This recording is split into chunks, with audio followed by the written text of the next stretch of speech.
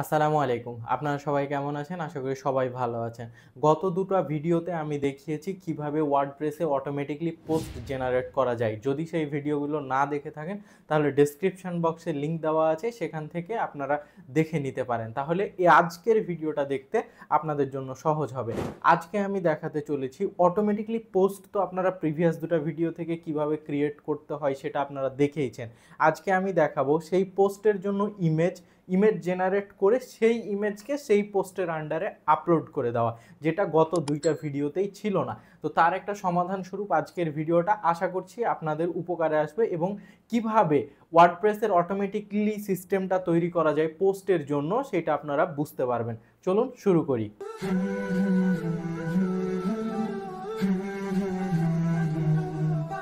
আরেকটা কথা বলে রাখি, যারা আপনারা এখনও আমাদের গ্রুপে জয়েন হননি তারা অবশ্যই জয়েন হয়ে যাবেন। আপনার সমস্যার সমাধান যেমন পাবেন, তেমনই আপনি কোনো সমস্যায় পড়লে সেই সমস্যারও সমাধান পেয়ে যাবেন, আমি আশা করছি ইনশাআল্লাহ।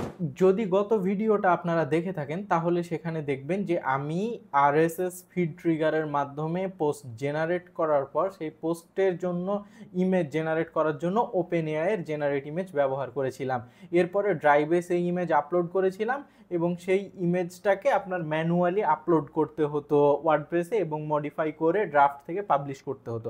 কিন্তু আজকে আমরা সেটা করব না, আজকে আমরা ডিরেক্টলি ওয়ার্ডপ্রেসে আপলোড করব এবং পোস্টও অটোমেটিকলি ক্রিয়েট করব। তো সেটা চলুন কিভাবে। এই সিস্টেমগুলো অলরেডি আমার যদি আগের ভিডিওটা দেখে থাকেন তাহলে আপনি জানেন, অথবা ডেসক্রিপশন থেকে দেখে তারপরে এই ভিডিওটা দেখবেন। তো আমরা যদি চেক করি, আজকের জন্য আমি ফুল কিন্তু স্ট্রাকচার রেডি করে রেখেছি। কিভাবে করবেন দেখেন, automatically publish A blog with AI image on WordPress using N8N and DALL-E 3। কিভাবে করবেন, RSS feed trigger, basic LLM chain structure, এগুলো আমি গত ভিডিওতে দেখিয়েছি, এগুলো আর দেখাচ্ছি না। আমাদের কাজ শুরু হচ্ছে এখান থেকে, স্টেপ নাম্বার 5 থেকে। এখানে আমাদের কি নিতে হবে, HTTP রিকোয়েস্ট। এবার আমরা HTTP রিকোয়েস্টটা নিয়ে নিব। এখানে আমি সার্চ করব HTTP লিখলে রিকোয়েস্ট চলে আসবে, HTTP রিকোয়েস্ট। তো এইটা আসার পর দেখেন এখানে কি কি ইনফরমেশন দিতে হবে সেটা সুন্দরভাবে আমি ব্লগে লিখে রেখেছি। মেথড হবে পোস্ট, মেথড দেওয়ার পর আমাদের ইউআরএল লিঙ্ক দিতে হবে। দেখেন আমাদের কোম্পানির যে ওয়েবসাইট সেটার ইউআরএল হচ্ছে technux.com। আপনারও সেম থাকবে এইটুকু, আর এই বাকিটুকু শুধুমাত্র লাগিয়ে দিবেন তাহলেই হয়ে যাবে আপনার ইউআরএল এর সঙ্গে। তো আমরা ইউআরএলটা কপি করছি, আর মেথড হচ্ছে পোস্ট। তো আমরা যাব ব্রাউজারে, মেথড করব পোস্ট এবং ইউআরএলটা এখানে পেস্ট করব। এটা কিন্তু ইমেজ আপলোডের জন্য, আগে আমরা ইমেজটা আপলোড করব। দেখেন স্টেপ বাই স্টেপ, তাহলে বুঝতে পারবেন। এরপরে কি আছে, অথেন্টিকেশন নান রাখতে হবে, সেন্ড হেডার্স এটাকে অন করে দিতে হবে। সেন্ড হেডার্স অন করে দিতে হবে, সেন্ড হেডার্স অন করলাম। এখানে specific header using fields below এরকম দিতে হবে। এরপরে দেখেন আমি যদি ব্লগে যাই, দেখেন ইউজিং ফিল্ডস বিলো দিলাম। হেডার্স প্যারামিটার ফার্স্টে কি থাকবে, ফার্স্টে হচ্ছে দুইটা থাকবে হেডার্স প্যারামিটার, একটা হচ্ছে ফার্স্ট, একটা সেকেন্ড। তো ফার্স্টেরটার নাম থাকবে হচ্ছে অথরাইজেশন। আমরা এখান থেকে কপি করব, এটা কিন্তু ভুল হলে মোটেই হবে না। এটা আমরা কপি করলাম, কপি করার পর এখানে যে দেখেন নেমের জায়গায় পেস্ট করে দিব অথরাইজেশন, এবং এখানে হচ্ছে ভ্যালুটা যদি আমরা এখানে চেক করি, ভ্যালু কি আছে, বেসিক। এরপরে দেখেন বেসিকের পরে আছে কি, ইকো, দেন হচ্ছে একটা কোড। এই কোডটুকু আমি বুঝাচ্ছি, এর জন্য আগে আমি এখানে পেস্ট করে ফেলি। পেস্ট করলাম, দেখেন বেসিকের পর স্পেস। এরপরে আমি যদি যাই, এখানে যে কোডটুকু আছে এইটুকু হচ্ছে আপনি আপনার টার্মিনালে রান করবেন আপনার ইনফরমেশন দিয়ে। আমি যদি এখানে বলি ইনফরমেশন দিবেন বলতে, এখানে হচ্ছে আপনার ইউজার নেম, প্রথমে আপনার ওয়েবসাইটের ওয়ার্ডপ্রেস অ্যাডমিন প্যানেলের যে ইউজার নেম সেটা দিবেন প্রথমে। তো এখানে যেটা আপনার ইউজার নেম সেটা দিবেন, এবং পাসওয়ার্ড হিসাবে এখানে যে পাসওয়ার্ডটা দেওয়া হয়েছে এখানে কোলনের পরে, এই পাসওয়ার্ডটুকু হচ্ছে আপনার অ্যাপ্লিকেশন পাসওয়ার্ড, যেটা আমি অলরেডি দেখিয়েছি। আমি আর যদি প্রিভিয়াস ভিডিওগুলো দেখেন সেখানে কিভাবে, মানে এর আগের ভিডিওটাতেই আমি দেখিয়েছি কিভাবে অ্যাপ্লিকেশন পাসওয়ার্ড ক্রিয়েট করতে হয়। তো সেইটা ক্রিয়েট করার পর আপনারা হচ্ছে টার্মিনালে যাবেন। টার্মিনালে যাওয়ার পর এইটুকুকে আপনারা চাইলে কপি করতে পারেন, অথবা যেভাবে ইচ্ছা টার্মিনাল, অথবা যদি আপনার গিট ব্যাশ ইনস্টল করা থাকে তাহলে সেটাই। আমি এখানে গিট ব্যাশটা আমার ওপেন করে নিলাম, আমি একটু বড় করে নিচ্ছি বোঝার সুবিধার্থে। এরপরে আমি যে এখানে যেটুকু দেখালাম এইটুকুকে কপি করব, এখান থেকে সম্পূর্ণটা কপি করব। কপি করার পর আমার গিট ব্যাশে গেলাম এবং এখানে গিয়ে পেস্ট করব। দেখেন চলে এসছে। এরপরে আমি এখানে বুঝাই ভালো করে, তাহলে আপনাদের জন্য সহজ হবে। এখানে এই যে পাসওয়ার্ডটুকু আছে, এই পাসওয়ার্ডটুকু হচ্ছে আপনার অ্যাপ্লিকেশন পাসওয়ার্ড, ঠিক আছে, অ্যাপ্লিকেশন পাসওয়ার্ড। আর এরপরে এইটুকু হচ্ছে আপনার ইউজার নেম। এখানে আপনার ইউজার নেম দিবেন, তাহলেই হয়ে যাবে। তো আমি আমাদের ইউজার নেম দিয়ে এখানে হচ্ছে আমাদের যে কোডটা সেটা জেনারেট করে নিচ্ছি। দেখেন আমাদের কোডটা কিন্তু জেনারেট হয়ে গেল। এরপরে আমি এই যে 64 পেজের যে কোড, সেই কোডটুকুকে কপি করব। কপি করে আমরা আমাদের ড্যাশবোর্ডে যাব এবং এই যে বেসিকের পরে সেই কোডটুকুকে পেস্ট করে দেব। পেস্ট করা হয়ে গেলে এখানে শেষ। আবার আমরা একটা প্যারামিটার অ্যাড করব। কেন অ্যাড করব? আমরা যদি ব্লগে যাই দেখবেন যে সেকেন্ড আরেকটা লাগবে, সেটা হচ্ছে কি নেমের জায়গায় দিতে হবে আমাদের কন্টেন্ট ডিসপোজিশন, এটা আমাদের দিতে হবে নেম। এখানে আমরা নেম এটা দিয়ে দিলাম এবং ভ্যালু হিসাবে দিতে হবে কি আমাদের এই যে এখানে অ্যাটাচমেন্ট ফাইল নেম যে আছে সেইটা। তো আমরা এখানে ফাইল নেমটা জাস্ট এমনি দিয়ে রেখেছি, এটা চাইলে ডাইনামিকও করা যাবে। সেটা কিভাবে করবেন সেটাও আমি দেখিয়ে দিচ্ছি, সমস্যা নেই। তো এই কাজটুকু হয়ে গেল। এরপরে দেখেন এরপরে কি করতে হবে, এরপরে দেখেন দেওয়া আছে সেন্ড বডি, এটাকে অন করতে হবে। সেন্ড বডিটুকুকে অন করে নিব আমরা। সেন্ড বডি অন করলাম এবং এখানে দেওয়া আছে জেসন ইউজিং ফিল্ডস বিলো, এটাও ঠিক থাকবে। এরপরে আমরা এখানে দেখব যে কি লাগবে। এখানে বডি কন্টেন্ট টাইপ হবে বাইনারি, N8 বাইনারি ফাইল, আর এটা হচ্ছে ডাটা যেটা জেনারেট করে আসবে। তো আমরা এটাকে হচ্ছে ঠিকই আছে, এখানে দেখেন জেসন না দিয়ে এটাকে দিব আমরা হচ্ছে N8 বাইনারি ফাইল, আর এখানে দিতে হবে ডাটা। এই ডাটারও কিন্তু একটা কাজ আছে, সেটা আমি পরবর্তীতে দেখাচ্ছি আপনাদের। দেখেন আর কোনো কিন্তু কাজ নেই। এরপরে আমরা এটাকে মিনিমাইজ করলাম এবং আমরা এখন একটু ট্রাই করে দেখি যে কাজটুকু কতটুকু হচ্ছে। এটার জন্য আমরা প্রথমে ফিডটাকে রান করব। ফিডটাকে রান করে ফিডের পর এখানে চেইনে যাবে, এলএলএম যে চেইন, এখান থেকে পোস্ট জেনারেট হবে টাইটেল, কন্টেন্ট এবং আউটপুটের জন্য, ইমেজের জন্য। তো এখানে আমরা আবার এখন ইমেজটাকে জেনারেট করে নিব। ইমেজ জেনারেটের জন্য কিছুটা সময় লাগবে। এই সময়ের মাঝে আপনারা চাইলে আমাদের গ্রুপে অথবা ইউটিউব চ্যানেলও সাবস্ক্রাইব করতে পারেন, গ্রুপেও জয়েন হতে পারেন। ইমেজ জেনারেট সম্পূর্ণ হয়েছে। এবার যদি আমরা এটাকে ডাবল ক্লিক করি, দেখেন এখানে আমাদের ইমেজের যে নাম এটা হচ্ছে ডাটা, তাই এখানে আমরা ডেটা রাখবো।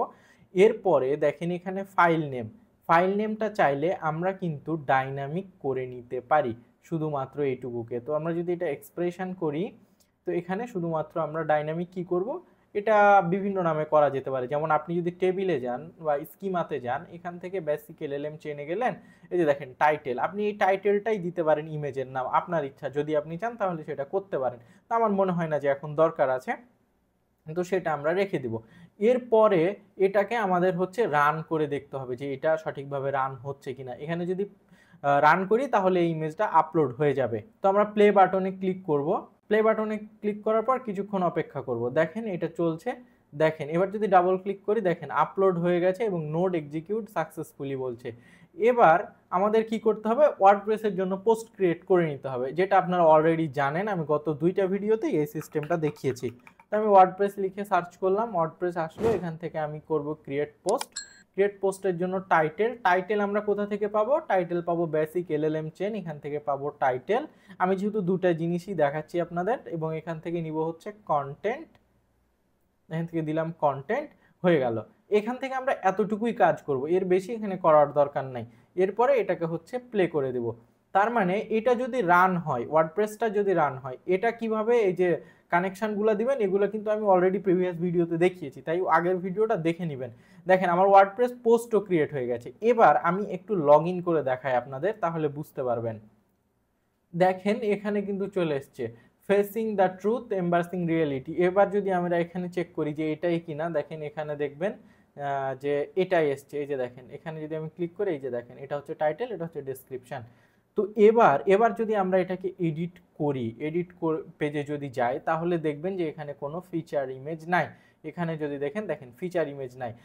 কিন্তু আমরা যদি মিডিয়াতে যাই, তাহলে দেখবো যে এখানে ফিচার ইমেজটা আপলোড হয়ে গেছে সাকসেসফুলি। দেখেন এই যে সানসেট 1। এবার আমরা বলি যে কিভাবে আপলোড হয়েছে সেটা যদি দেখায়, দেখেন এখানে দেখেন এটা যদি আমরা ভিউ করি, দেখেন এই ইমেজটাই কিন্তু এখানে আপলোড হয়ে গেছে। এবার শুধু আমাদের অ্যাটাচ করে দিতে হবে। অ্যাটাচ করার জন্য আমরা নেক্সটে যাব। এরপরে এখানে প্লাস আইকনে ক্লিক করব। প্লাস আইকনে ক্লিক করার পর আবার আমরা HTTP রিকোয়েস্ট নিব। এইচটিটিপি রিকোয়েস্টটা নিলাম। এরপরে ফেচ করার জন্য কি করতে হবে, আমরা যদি আমাদের ব্লগে আসি তাহলে বুঝতে পারবো। এখানে দেখেন ওয়ার্ডপ্রেস এটা তো ক্রিয়েট করা হয়েই গেল। এরপরে আমাদের এইচটিটিপি এটা হচ্ছে পোস্ট, আর এইরকম হচ্ছে একটা ইউআরএল লাগবে, পোস্ট এবং ইউআরএল। এখানে আপনাদের ইউআরএলটা মডিফাই করে নেবেন। এখানে আমরা ইউআরএল পেস্ট করলাম, এখানে পোস্ট দিলাম। এবার দেখেন এখানে একটা ডাইনামিক ফিল্ড আছে পোস্ট আইডি। এটা কোথা থেকে পাবেন জানেন? যখন পোস্টটা ক্রিয়েট হয়েছে তখন কিন্তু একটা আইডিও আপনাকে আউটপুট হিসাবে দিয়েছি। এই আইডিটা আমার এই কোডটুকু রিমুভ করে আপনারা এখান থেকে ড্র্যাগ করে দিয়ে দিবেন, তাহলেই হয়ে যাবে। আর এটা অবশ্যই পোস্টে রাখবেন।